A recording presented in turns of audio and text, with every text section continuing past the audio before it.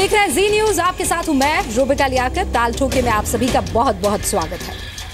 तो देश में बीजेपी को मुसलमान विरोधी बताकर वोट बैंक की राजनीति होती है, लेकिन 2014 में लोकसभा चुनाव और 2017 में यूपी में बम्पर जीत के बाद कई मौकों पर मुसलमान ने खुलकर ये कहा है, उस समुदाय ने, कि उन्होंने बीजेपी को वोट दिया है।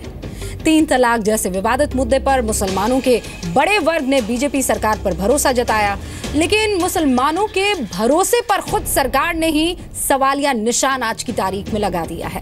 केंद्रीय कानून मंत्री रविशंकर प्रसाद ने एक प्रोग्राम में यह बयान दिया कि मुसलमान बीजेपी को वोट नहीं देते, बावजूद इसके बीजेपी मुसलमानों का पूरा सम्मान करती है, सैंक्टिटी उनको देती है कि नहीं, ये सवाल कर दिया, और किसी भी मुसलमान को उनके राज में सताया नहीं गया।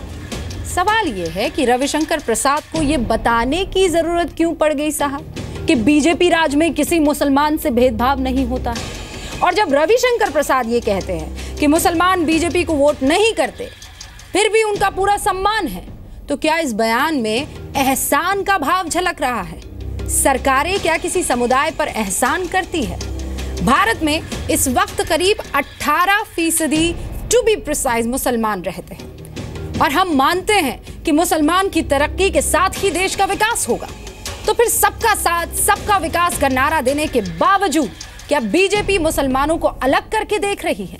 और इसीलिए आज ताल ठोक के पूछेंगे कि मोदी सरकार में मुसलमानों का सम्मान एहसान कैसे, या वाकई सम्मान एहसान है?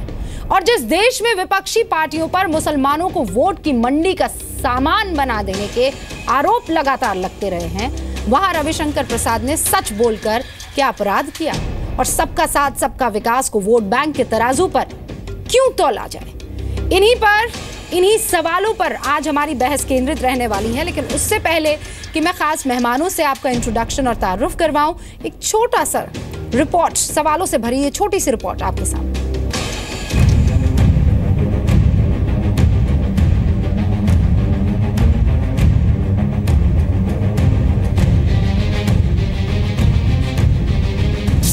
We are ruling 15 states on our own.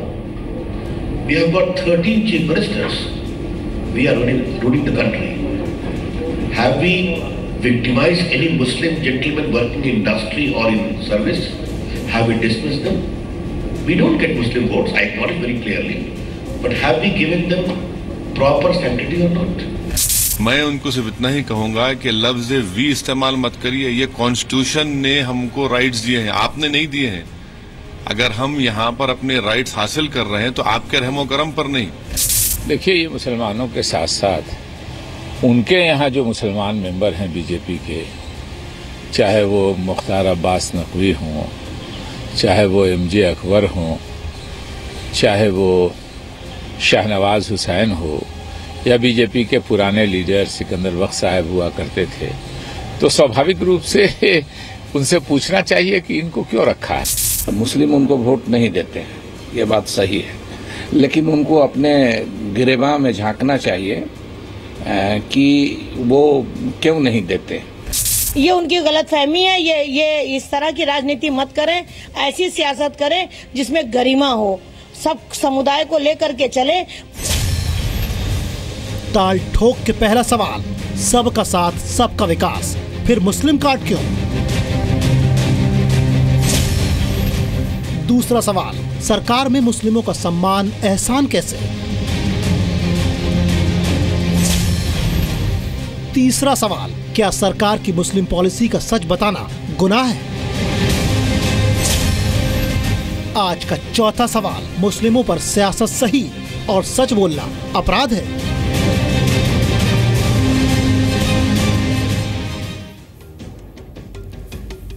तो खास मेहमान हमारे साथ जुड़ गए हैं, लेकिन उससे पहले ये रिपोर्ट, इस पर आप पूरी तरह से विश्वास क्यों करें ये बताना जरूरी है। रविशंकर प्रसाद के जिस बयान पर आज हम बहस कर रहे हैं, विश्वसनीयता की कसौटी पर ये पूरी तरह से खरी है।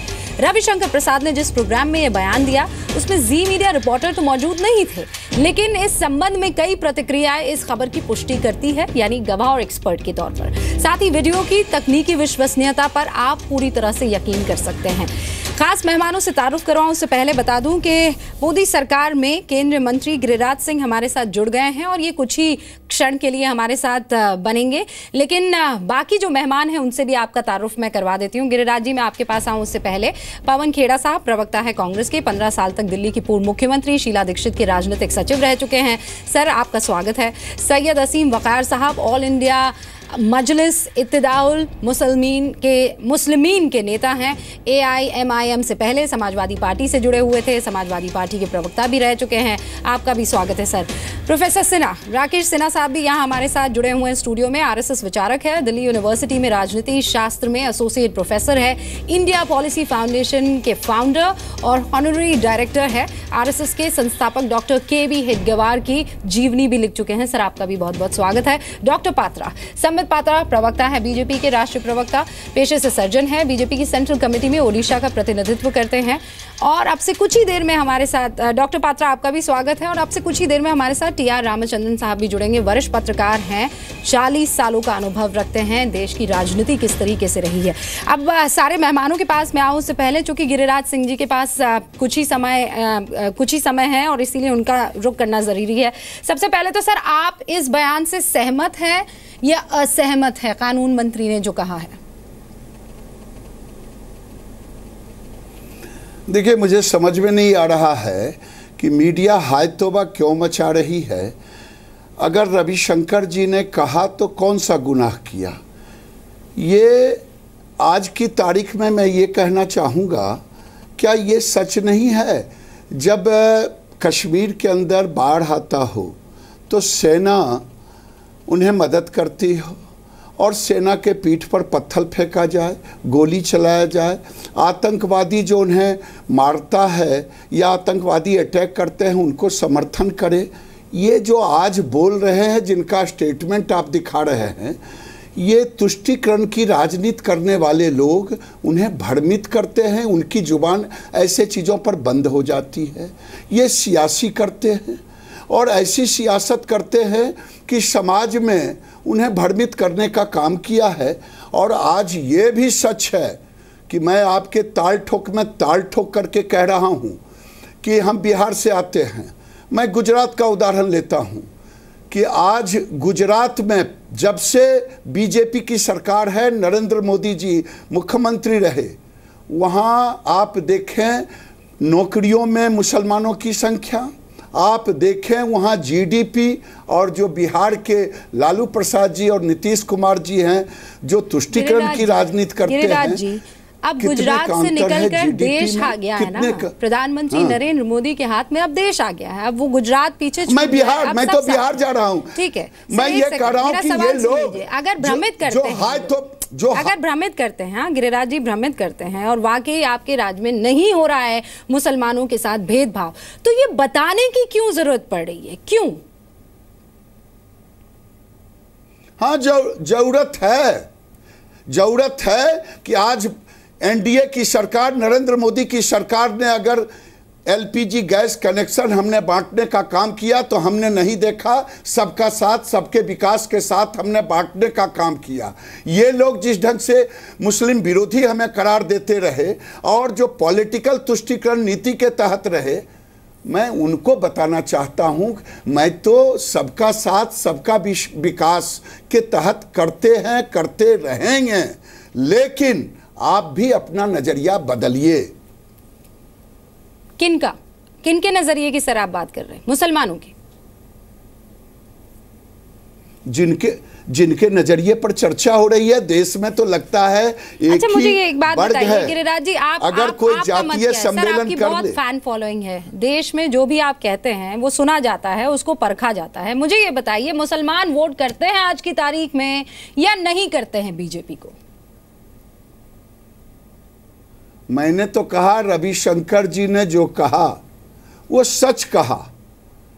मैं आपको बताऊं, मैं अपनी बात कहता हूं, एक मिनट मेरी बात सुन ले। मैं आज से 40 साल पहले कांग्रेसी परिवार से आता था। मैं जब जाता था बीजेपी जनसंघ के लिए वोट करने, तो बूथ पर मेरे ही परिवार के लोग, क्योंकि वो लोग कांग्रेसी थे, और मुझे पकड़ करके घर में बंद कर देते थे अब बताइए मेरा क्या दोष था, लेकिन वोट तो नहीं हमारे परिवार के लोग दे पाते थे, हमारे समाज के लोग वोट नहीं देते थे, हमारे साथ नहीं थे। आज जो मेरे साथ हैं उनकी स्थिति वही है।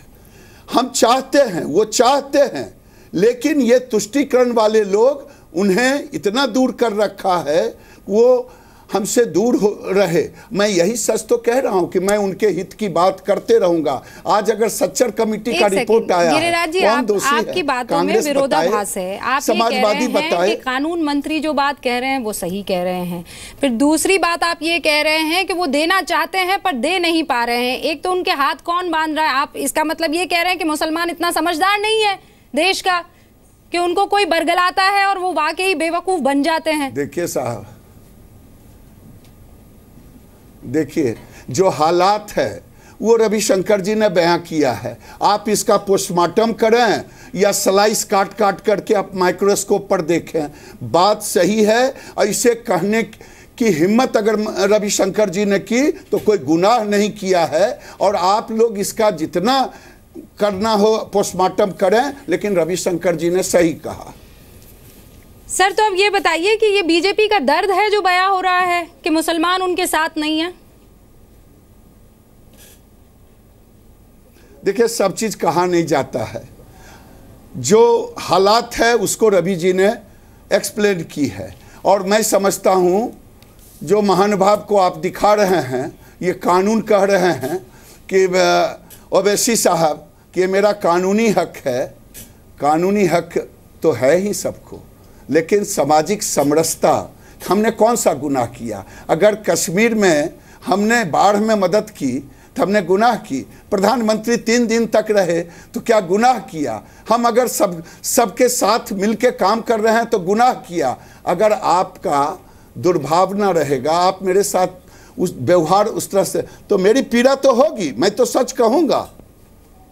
अच्छा एक बात बताइए गिरिराज जी, आपको क्या लग रहा है कि आपकी सरकार ज्यादा क्लियर हो गई है? कड़वा कह रही है लेकिन सच कह रही है। बाकी पार्टियां राजनीति करती हैं और ये सच नहीं कह पाती हैं। 200% है। आज तक ये तुष्टीकरण की राजनीति करने वाले लोगों ने मुसलमान को केवल वोट बैंक माना। और एनडीए, भाजपा, हम उनको एक नागरिक के रूप में ले रहे हैं कि भारत के उत्थान में, इनके उत्थान के बगैर भारत का उत्थान नहीं होगा। इसीलिए सबका साथ सबका विकास के साथ चल रहे हैं। हम तुष्टीकरण नहीं करते, हमें तुष्टीकरण करने की जरूरत भी नहीं है। ये लोग तुष्टीकरण की राजनीति करके उन्हें मुख्य धारा से हटाने का काम किया। अच्छा गिरिराज जी, तो फिर ऐसा क्यों होता है कि आप तुष्टीकरण नहीं करते हैं लेकिन बात सिर्फ मुसलमानों की होती चली जाती है? क्यों ऐसा हो रहा है? ये तो आप भी समझती हैं। अगर मैं जिन सैनिकों को पत्थर और गोली लगता हो, अगर मैं उनके पक्ष में बोलता हूं तो एंटी मुस्लिम हो गए। अगर आतंकवादी पकड़े जाते हैं, मैं ये नहीं कहता कि देश का हर मुस्लिम आतंकवादी है, लेकिन पकड़े जाने वाले 90% मुस्लिम होते हैं। अगर ये हम कहते हैं तो लोगों को बुरा क्यों लगता है? ये सच है कि नहीं है? क्यों ऐसा है? इस पर चिंता करने की जरूरत है कि नहीं है? अगर ये सच कह दें तो कहेंगे साहब आप कह रहे हैं आतंकवादी। तो ये कुछ कड़वा सच है जिसे स्वीकारना पड़ेगा। और यही कड़वा सच, हम सबके साथ सबका विकास करेंगे, तुष्टीकरण किसी का नहीं कहेंगे, लेकिन सच कहेंगे। अगर आपकी सरकार है, सबको साथ लेकर चलना है, तो फिर आपको ये बयां क्यों करना पड़ता है कि हम तो सबको साथ लेकर चल रहे हैं, हम किसी का तुष्टीकरण नहीं कर रहे हैं, हम इनको सम्मान देते हैं, ये भले ही हमको वोट ना दे रहे हो, ये सब कहने की क्यों जरूरत पड़ जाती है सर आपको? क्यों? वो ओवैसी ये कह रहे हैं कि ये तो हमारा संवैधानिक अधिकार है। ये क्या बात हुई कि आप सम्मान नहीं देंगे या सम्मान देंगे? आप धमका रहे हैं क्या? उस किसी की भी मर्जी, किसी को वोट हमारा भी व्यवहारिक वोट दे ना दे वो अलग बात है, लेकिन हमारा भी जो काम कर रहे हैं वो भी मुझे कहने का अधिकार है। हमको भी कहने का अधिकार है कि हमने एलपीजी गैस बांटा तो किसी को छूत अछूत नहीं माना। हम अगर नौकरी दे रहे हैं तो किसी को छूत अछूत नहीं बना रहे हैं। अभी अगर जोगी जी वहाँ की महिलाओं के लिए, मुस्लिम महिलाओं के लिए योजना बना रहे हैं तो ये छूत अछूत नहीं कर रहे हैं। हमें भी बताने की आवश्यकता है ये तुष्टीकरण राजनीति करने वालों के मुंह पर करारा जवाब देने के लिए। अच्छा, ये बाकी पार्टियों को परेशानी क्यों हो रही है? उनके पेट में दर्द क्यों हो रहा है? आपको क्या लगता है क्यों हो रहा है? हाँ, उनको दर्द यही हो रहा है कि इन्होंने आज तक केवल मुसलमानों को वोट बैंक समझा। ये वही दल हैं जो जातीय सम्मेलन करें बड़ी अच्छा, मुस्लिम सम्मेलन करें तो बड़ी अच्छा। अगर मैं हिंदू की बात बोल दूं, हिंदुत्व की बात बोल दूं, राष्ट्रीयता की बात बोल दूं तो मैं हो गया कट्टरपंथी, मैं हो गया फंडामेंटलिस्ट। मेरे ऊपर तरह तरह के आरोप लगाए जाते हैं और निकल निकल करके एक से एक आएंगे असहिष्णुता वाले, जिन्हें इंटॉलरेंस कहते हैं। गिरिराज जी, वक्त की कमी है, बाकी और मेहमान मेरे साथ जब हमारे लेकिन आप कहते हैं सबका साथ सबका विकास। बात तो सुन लीजिए। आप कहते हैं कि मुसलमानों की बात नहीं करते, हम सबकी बात करते हैं, लेकिन वहीं पर आप कहते हैं कि हिंदुत्व अगर मैं हो जाता हूं या उसे आगे लेकर जाता हूं तो लोगों को परेशानी हो जाती है। फिर इसमें देखिए दो धरे हो गए हैं, मुसलमान अलग हो गया, हिंदू अलग हो गया, सबका साथ सबका विकास साहब नहीं हुआ। मेरे पास अब मैं आपको 30 सेकंड सर दे पाऊंगी, फिर मुझे बाकियों से बात करनी है, मेरे मेहमान इंतजार कर रहे हैं। जाते जाते आप कुछ कहना चाहें?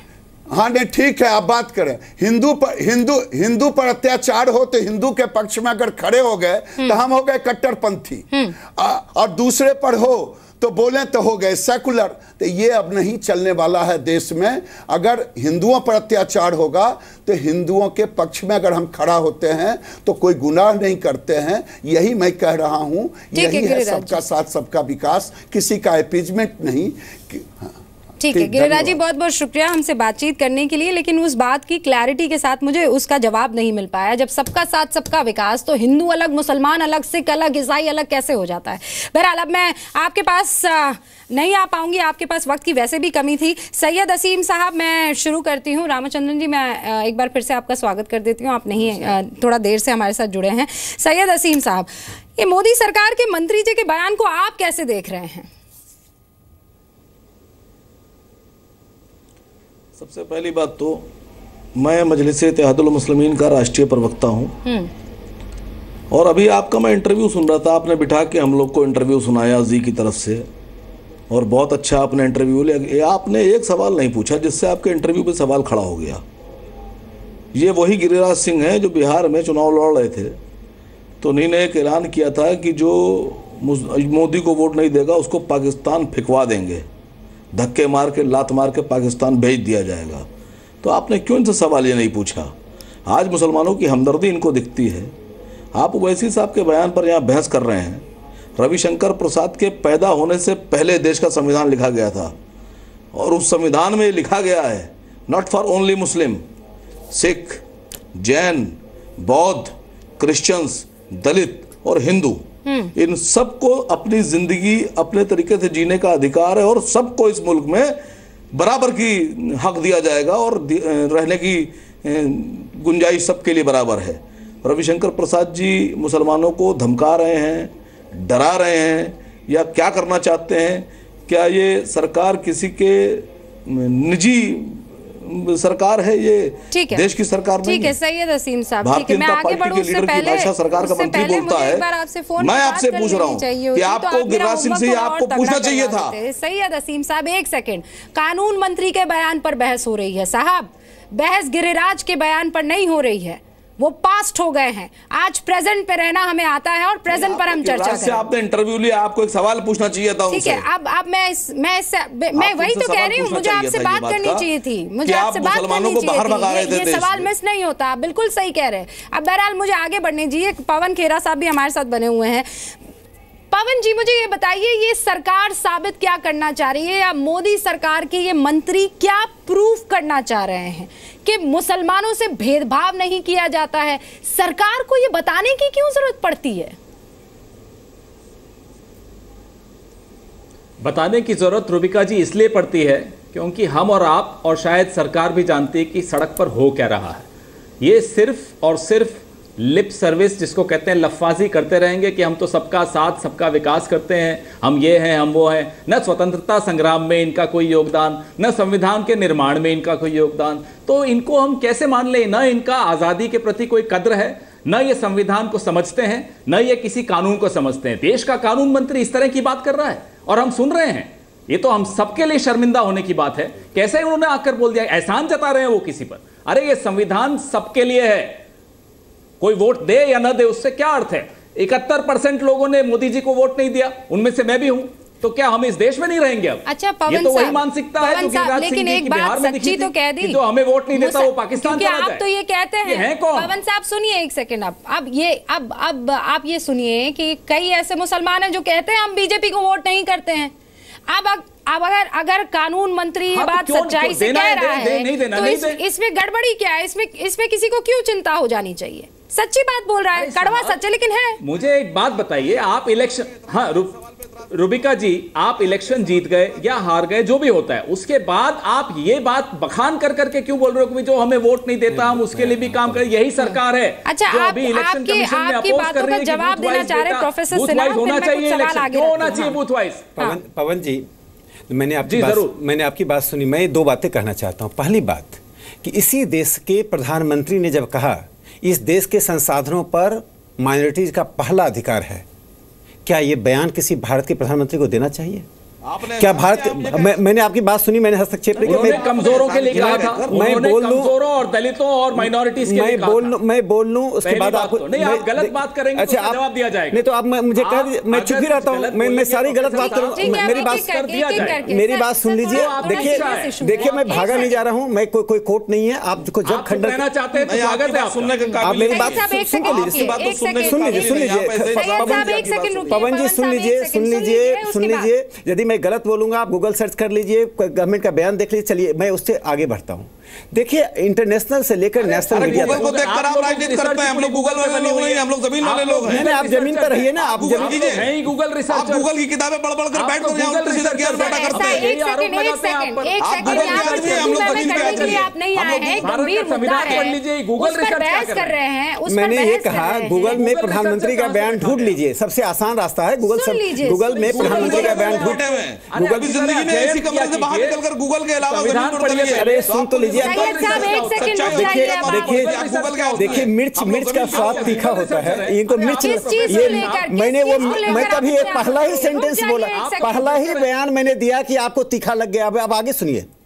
राष्ट्रीय और अंतर्राष्ट्रीय अब तो सुन नहीं, आप प्रोफेसर हैं साहब। अरे मैं प्रोफेसर हूं तो गूगल में क्या प्रधानमंत्री का बयान नहीं ढूंढूं? गूगल में बीजेपी का मैनिफेस्टो नहीं ढूंढूं? अरे गूगल के महत्व को समझिए। गूगल आपको जिस पर बहस करनी है कर लीजिए, लेकिन गूगल के महत्व को समझिए। अरे सर, मैं गूगल पे आज बहस करने के लिए नहीं आई हूँ।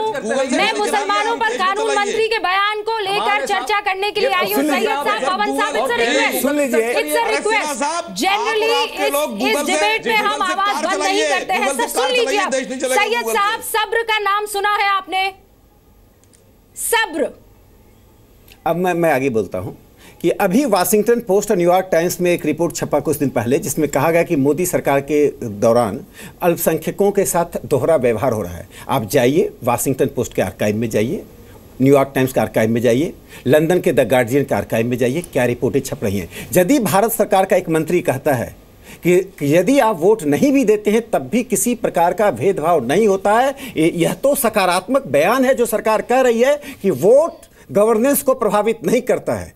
जो भी जाति धर्म के लोग किसी को वोट नहीं देते हैं, इसका कोई भी प्रभाव गवर्नेंस के ऊपर नहीं होता है, ना होना चाहिए। ये तो शाश्वत सत्य है ना। देखिए, सरकार जो है वो मेरी भी है, वो आपकी भी है, वो गरीबों की भी है, वो अमीरों की भी है, वो इंडस्ट्रियलिस्ट की भी है, उन सब की है। अब एक सरकार को आकर ये तो चोर की दाढ़ी में तिनके जैसी बात होती है ना।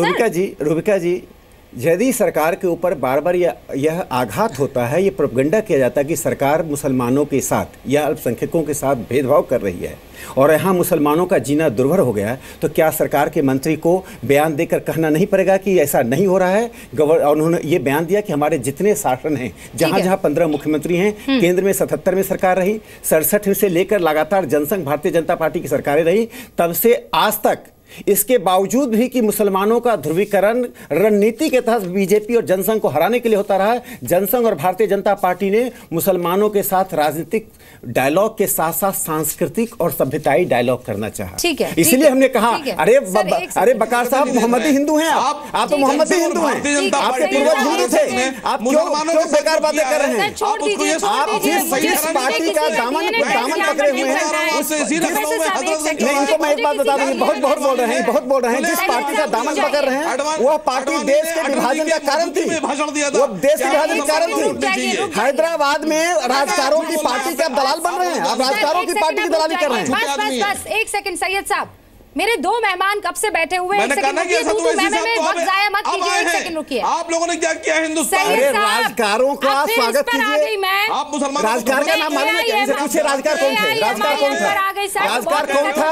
राजकारों ने हैदराबाद में क्या किया और राजकारों के साथ आप चल रहे हैं कि नहीं चल रहे हैं? प्लीज हिस्ट्री क्लास नहीं, एक सेकंड छोड़ दीजिए। सैयद साहब मेरी बात सुन लीजिए। आप AIMIM के अगर मैं बयानों पर उतर रहा हूँ, उन्होंने मुसलमानों के लिए क्या कहा उतर रहा हूँ, तो सर बहुत लंबी फहरिस्त आ जाएगी। आपको गिरिराज सिंह का बयान तो याद रह जाता है कि पाकिस्तान भेजूंगा, लेकिन छोटे भाई साहब का बयान आपको याद नहीं रहता है कि छोड़ दीजिए, और फिर हालत देखिए हम हिंदुस्तान की। 15 मिनट के लिए ठीक है, 15 मिनट के लिए पुलिस हटा दो और हैदराबाद में क्या हो जाएगा? चुप रहिए सैयद साहब, हिंदुस्तान में बर्दाश्त किया जा रहा है। दूसरा देश होता है तो वो भी जेल के सलाखों के भीतर होता है। डॉक्टर पात्रा, अब मैं आपके पास आना चाहती हूँ।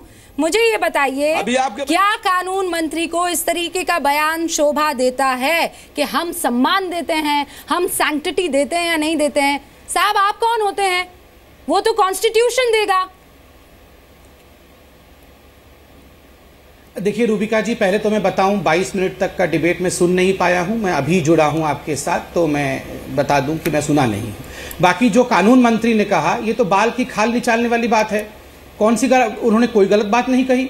उनसे एक सवाल पूछा गया, एक पॉइंटेड सवाल पूछा गया। सवाल क्या पूछा गया? उन्होंने पूछा सवाल माइंड फंक्शन में, समिट में पूछा गया सवाल कि आपका जो टेंट है, क्या इतना बड़ा है गवर्नेंस का टेंट कि उसके अंदर सबका साथ सबका विकास हो सके, हिंदू मुसलमान सब एक साथ रह सके? आपके पार्टी का तो वो परसेप्शन नहीं है।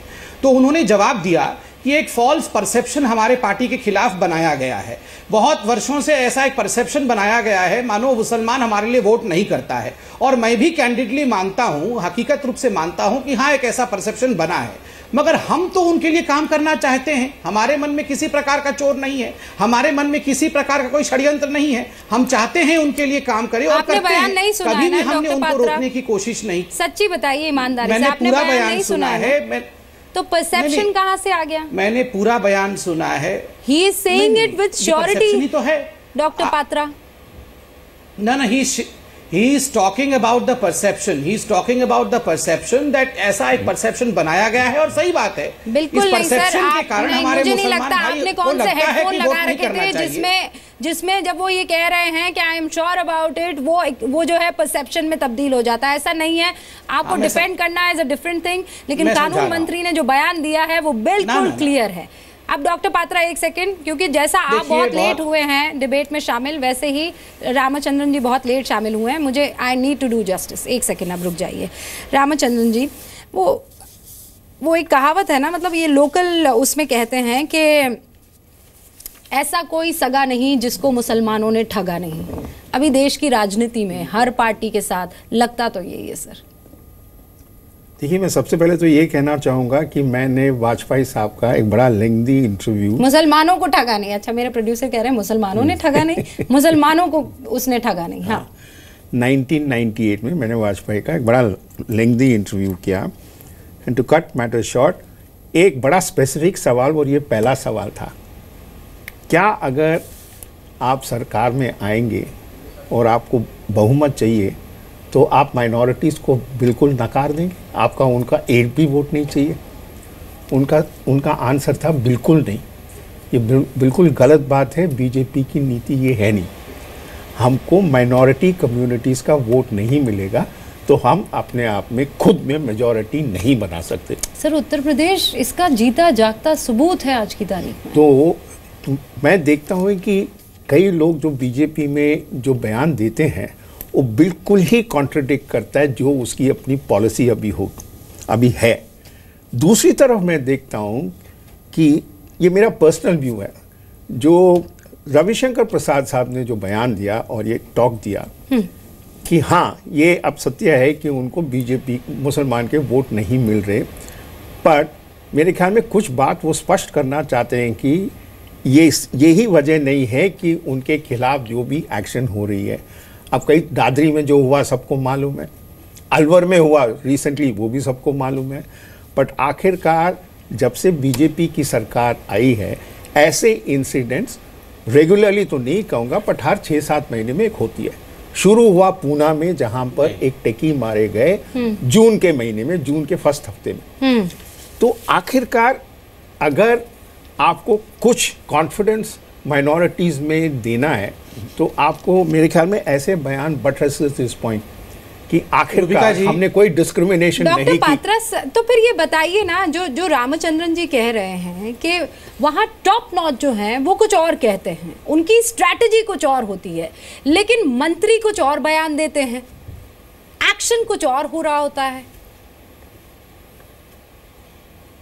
बिल्कुल ऐसा नहीं है रुबिका जी। आप देखिए, हमारा जो ध्येय है वो सबका साथ और सबका विकास का है और सबको लेकर ही सरकार बनाया जाता है। आपने भी सही कहा और रामचंद्रन जी ने भी सही कहा कि अगर हम मेजॉरिटी में सरकार में आए हैं तो इसमें सबका साथ है। दूसरी बड़ी बात है, आप देखिए क्या जो विषय कैंडिडेटली बोलने का होता है, मैं भी यहाँ को शेयर करना चाहूंगा। जब उत्तर प्रदेश का चुनाव हो रहा था तो मीडिया ही नहीं, जितनी भी ऑपोजिशन पॉलिटिकल पार्टीज थी वो इस प्रकार प्रोजेक्ट कर रही थी कि उत्तर प्रदेश में 19% मुसलमान है, अब मुसलमान तय करेगा कि उत्तर प्रदेश में सरकार किसका होगा। ये बार बार दिखाया जाता था कि मुसलमान तय करेगा अब सरकार किसका होगा, और इसका एक ग्राफिक डिजाइन बना के भी दिखाया जाता था टीवी चैनल्स में, और ये डिस्कोर्स का विषय। तो मुसलमानों ने आपको वोट किया कि नहीं किया? चाहिए डॉक्टर पात्रा, किया कि नहीं किया? नहीं, सबने किया होगा। देखिए रुबिका जी, सबने किया होगा तभी तो आज हम सरकार में हैं। और ये हम विरोधाभास है सर। आप कहते हैं सबने किया है, आपके कानून मंत्री कहते हैं मैं श्योर हूं कि हमें मुसलमान वोट नहीं करते, लेकिन क्या हम उन्हें सैंक्टिटी नहीं देते? और यही मेरा सवाल था। आपके ऊपर कुछ और बयान दिया जाता है और नीचे एक्शन कुछ और हो रहा होता है। मैं कुछ कहना चाहूंगा। बिल्कुल नहीं, ऐसा बिल्कुल नहीं है। पूरा सुन लीजिए, फिर जरूर सवाल करिएगा। आप देखिए, कानून मंत्री रविशंकर प्रसाद जी बहुत सुलझे हुए व्यक्ति है। लंबे काल तक वो प्रवक्ता भी रहे हैं और भिन्न भिन्न पोस्ट पे रहे हैं, बिना सोचे समझे। ये हमें पता है। उन्होंने एक परसेप्शन की बात की है। परसेप्शन प्रोफेसर सिन्हा कौन से परसेप्शन की बात कर रहे हैं? उन्होंने कोई परसेप्शन शब्द का इस्तेमाल नहीं किया। देखिए, एक बात मैं बता दूं, जो विभिन्न संस्थाओं ने जो एम्पिरिकल स्टडी किया है मुस्लिम वोटिंग पैटर्न का, उनके कोई डिस्क्रिमिनेशन नहीं करते हैं। मैं इससे 2 बात जोड़ दूं। जो विभिन्न संस्थाओं ने इंक्लूडिंग CSDS ने जो एम्पिरिकल स्टडी किया है मुस्लिम वोटिंग पैटर्न का, उसमें बहुत ही माइक्रोस्कोपिक माइनॉरिटी जो मुसलमानों का वर्ग है, जो कभी 0.01 या 1% तक उन्होंने वोट किया है। मेजॉरिटी ऑफ द मुसलमान भारतीय जनता पार्टी को या अर्लियर जनसंघ को वोट नहीं करते थे। सवाल यहाँ सिर्फ इतना ही है रुबिका जी, जो मैं बताना चाहता हूँ कि भारतीय जनता पार्टी के बारे में एक धारणा बन गई थी जनसंघ के बारे में कि ये लोग सत्ता में आएंगे तो अल्पसंख्यकों का जीना दुर्भर हो जाएगा। ये धारणा बनाई गई। ये धारणा क्यों बनी? 1957 में कांग्रेस ने माइनॉरिटी सब कमेटी बनाया और तब से लेकर जो सच्चर कमेटी बनाई, एक छोटी सी बात करके मैं अपनी बात करूं, एक छोटी सी बात करके अपनी बात समाप्त करूंगा। ये बहुत इंपॉर्टेंट बात है। सच्चर कमेटी बना और देखिए इनका इंटरेस्ट क्या है। सच्चर कमेटी के अंदर क्या रिकमेंड किया गया मालूम है? अंदर जो बाहर में नहीं आई बात, सच्चर कमेटी में रिकमेंड किया गया जितने जहां जहां मुसलमान सबस्टेंशियल हैं वहां पर शेड्यूल कास्ट शेड्यूल ट्राइब के रिजर्वेशन को समाप्त कर दिया जाए। अब ये सब और डिलिमिटेशन ऐसे किया जाए कि मुसलमान एक कॉन्स्टिट्यूंसी में हो जाए जिससे कि मुस्लिम रिप्रेजेंटेशन बढ़े। देखिए, भारत में हिंदू मुस्लिम डिस्कोर्स शुरू करने की पूरी जिम्मेदारी कांग्रेस पर जाती है, कांग्रेस पर जाती है। ये खेरा साहब इतने इम्पेशेंट हो गए मनमोहन सिंह के उस बयान पर, जो सबसे स्वतंत्र भारत का सबसे सांप्रदायिक बयान मनमोहन सिंह ने दिया है। सबसे सांप्रदायिक बयान उन्होंने दिया है। आपकी पूरी बात सुनी गई है। पवन साहब, मेरा सीधा सवाल ये है, आप कहते हैं मुसलमान आपको वोट करता है, बीजेपी कह रही है मुसलमान हमें वोट नहीं करता है, जो कि सच है। ये जो एम्पिरिकल स्टडी का जिक्र कर रहे हैं प्रोफेसर सिन्हा, उसमें भी यही कहा गया है कि वोट नहीं किया जाता है। अब बात यह है कि अगर आपको मुसलमान वोट करता है तो फिर आपकी गत ये क्यों हुई है? राहुल गांधी। देखिए, हमने कभी ऐसा नहीं कहा कि हमें X वोट करता है और Y वोट नहीं करता। हम लोग इस तरह की मानसिकता नहीं रखते। जो रखते हैं वो आपके सामने हैं। आज आपने एक कांग्रेसी को बुलाया और 2 संघ परिवार के सदस्यों को बुलाया, उसके लिए भी मैं आपका धन्यवाद। बकार साहब भी तो आपके साथ हैं, बकार साहब आपके साथ हैं, बकार और आप तो भाई भाई हैं दोनों। मैं कांग्रेस की बात कर रहा हूँ। नहीं तो बकार साहब और आपने क्या अंतर है? दोनों के दृष्टिकोण तो एक है। ये पार्टी का बहस नहीं है, विचार का बहस है।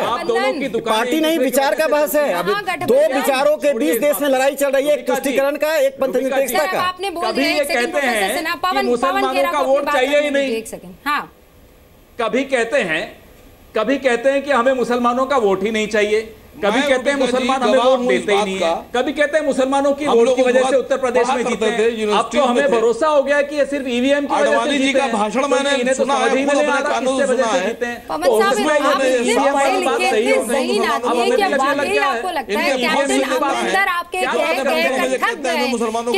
अगर ईवीएम में गड़बड़ी है तो मैं क्या हूँ? मैं कैसे जीत गया हूँ? जीते तो ईवीएम ठीक और ना जीते तो ईवीएम में गड़बड़। एक मंत्री कहता है कि मुसलमानों का वोट ही नहीं चाहिए, दूसरा मंत्री कहता है कि मुसलमानों की वजह से हम जीते, तीसरा कहता है मुसलमान हमें वोट ही नहीं देते। निर्णय ले लें, जीतते कैसे हैं अगर वोट नहीं देते? अरे भाई वोट सब देते हैं। रूबिका जी, बिना वोट के कोई नहीं जीतता है। और एक बात रूबिका जी समझ लीजिए आप, ये देश सरकार को जन्म देता है, सरकार देश को जन्म नहीं देती। और देश और सरकार दोनों संविधान से चलता है। इनको ये बात नहीं समझ में आ रही है किस तरह की सरकार परिवार पर ब्रह्मांड तो सर अगर देश में सरकार दी है तो आपकी सरकार क्यों आपके हाथ से निकल गई? आप कर लेते मुसलमानों के लिए बहुत कुछ, उनके इकोनॉमिक स्टाइल को बदल कर रख देते आप, तो आपकी ये गत नहीं होती, तो आपकी ये सिचुएशन, ये हालत नहीं होती। पवन साहब क्या मतलब है? आप दिल्ली में इनके हाथ से चली गई। सच्चर कमेटी क्यों बनाया था? पवन जी आप जवाब दीजिए। आप 6 दशक तक शासन में रहने के बाद सच्चर कमेटी का गठन क्यों करना पड़ा आपको? पवन साहब मैं आंकड़े देती हूं, ये तो जवाब दीजिए, सच्चर कमेटी का गठन आपने क्यों किया? मैं आंकड़े देती हूं सर आपको, एक सेकंड प्रोफेसर से क्यों किया था बताइए, कारण तो बताइए। है उसके लिए क्या उसकी कमजोरी के कारण है, ये जानने के लिए तो सच्चर कमेटी बनाई। क्या गलत किया? क्या जाना? सच्चर कमेटी ने क्या कहा बता दीजिए देश को। मनमोहन सिंह अगर ये कहते, प्रोफेसर सिन्हा साहब एक सेकंड, अरे आपको तो ये नहीं मालूम है कि अखंड भारत में 48% मुसलमान होंगे। आप लोग क्या यहाँ के रिसोर्सेज का पहला हक माइनॉरिटीज का है। चलिए मैं शब्द मुसलमान नहीं जोड़ती हूँ, पवन साहब आप सुनिए, मैं शब्द मुसलमान नहीं जोड़ती हूँ, मैं माइनॉरिटीज पर पहला रिसोर्स का हक होना चाहिए, है इस देश में, वो ये कहते हैं डॉक्टर मनमोहन सिंह। तो साहब ये साक्षरता दर में 70% सबसे कम है। स्कूल ना जाने वाले मुस्लिम बच्चे 15%, तकनीकी शिक्षा लेने वाले मुस्लिम युवा 1.3%, मुसलमानों में बेरोजगारी दर 18%, मुसलमानों की रोजाना औसत कमाई जो है सर वो बाकी सारे समुदाय से बहुत कम है, 32 रुपए। मुसलमानों के घरों में ड्रेनेज सुविधा है ही नहीं, 56%। सर इतने सालों में अगर मुसलमानों के लिए आपने इतना कुछ किया है तो ये आंकड़े क्यों हैं? रूबिका जी, अब आप ये डेटा राकेश सिन्हा जी को बता दीजिए। मैं जवाब देता हूं कि सच्चर कमेटी क्यों बनाई गई। मैं जवाब देता हूं, उसका मैं जवाब देता हूं। दूसरी बात, आपके विकास की प्रक्रिया में समुदाय पीछे छूटता गया।